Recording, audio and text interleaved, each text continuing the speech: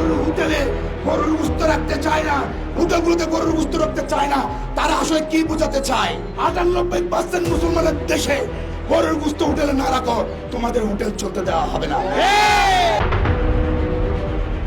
শুনলেন তো কি বলছে বাংলাদেশের মৌলবাদীরা? হিন্দুদের নিশ্চিহ্ন করতে কোনো রকমের প্রচেষ্টাই বাকি রাখছে না ওপার বাংলার জামাতি মৌলবাদীরা। আমরা মুসলমান, আমার দেশে সব হোটেলে গরুর গোশত রাখা বাধ্যতামূলক।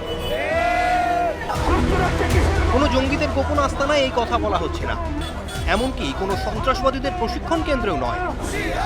ইউনূসের বাংলাদেশে দিনে দুপুরে ভরা বাজারে মাইক হাতে নিয়ে গরুর মাংস রাখার ফতোয়া দিচ্ছে কট্টরপন্থীরা।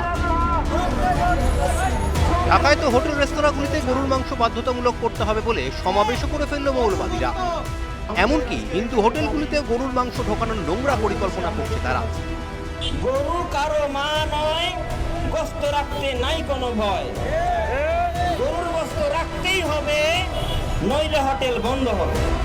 যে ইউনূস মানুষের পাতে ভাত তুলে দিতে পারে না, হিন্দুদের ধর্মীয় বিশ্বাসে আঘাত দিয়ে সমাবেশ করছে সেই ইউনূসেরই মৌলবাদী চেলারা।